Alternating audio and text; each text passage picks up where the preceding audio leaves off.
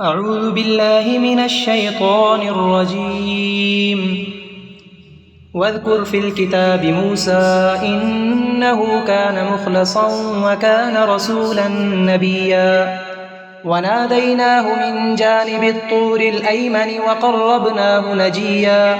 ووهبنا له من رحمتنا أخاه هارون نبيا واذكر في الكتاب إسماعيل إنه صادق الوعد وكان رسولا نبيا وكان يأمر أهله بالصلاة والزكاة وكان عند ربه مرضيا واذكر في الكتاب إدريس إنه كان صديقا نبيا ورفعناه مكانا عليا أولئك الذين أنعم الله عليهم من النبيين من ذرية آدم وممن حملنا مع نوح ومن ذرية إبراهيم وإسرائيل وممن هدينا واجتبينا إذا تتلى عليهم آيات الرحمن خروا سجدا وبكيا فخلف من بعدهم خلف أضاعوا الصلاة واتبعوا الشهوات فسوف يلقون غيا إلا من تاب وآمن وعمل صالحا فأولئك يدخلون الجنة ولا يظلمون شيئا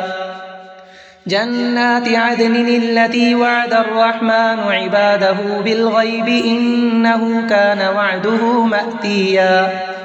لا يسمعون فيها لغوا إلا سلاما ولهم رزقهم فيها بكرة وعشيا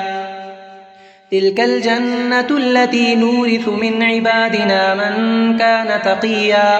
وما نتنزل إلا بأمر ربك له ما بين أيدينا وما خلفنا وما بين ذلك وما كان ربك نسيا رب السماوات والأرض وما بينهما فاعبده واصطبر لعبادته هل تعلم له سميا ويقول الإنسان أإذا ما مت لسوف أخرج حيا أولا يذكر الإنسان أنا خلقناه من قبل ولم يك شيئا فوربك لنحشرنهم والشياطين ثم لنحضرنهم حول جهنم جثيا ثم لننزعن من كل شيعة أيهم أشد على الرحمن عتيا ثم لنحن أعلم بالذين هم أولى بها صليا وإن منكم إلا واردها كان على ربك حتما مقضيا ثم ننجي الذين اتقوا ونذر الظالمين فيها جثيا وإذا تتلى عليهم آياتنا بينات قال الذين كفروا للذين آمنوا أي الفريقين خير مقاما وأحسن نديا وكم أهلكنا قبلهم من قرن هم أحسن أثاثا ورئيا قل من كان في الضلالة فليمدد له الرحمن مدا حتى إذا رأوا ما يوعدون إما العذاب وإما الساعة فسيعلمون من هو شر مكانا وأضعف جندا ويزيد الله الذين اهتدوا هدى والباقيات الصالحات خير عند ربك ثوابا وخير مردا أفرأيت الذي كفر بآياتنا وقال لأوتين مالا وولدا أطلع الغيب أم اتخذ عند الرحمن عهدا كلا سنكتب ما يقول ونمد له من العذاب مدا ونرثه ما يقول ويأتينا فردا واتخذوا من دون الله آلهة ليكونوا لهم عزا كلا سيكفرون بعبادتهم ويكونون عليهم ضدا ألم تر أنا أرسلنا الشياطين على الكافرين تؤزهم أزا فلا تعجل عليهم إنما نعد لهم عدا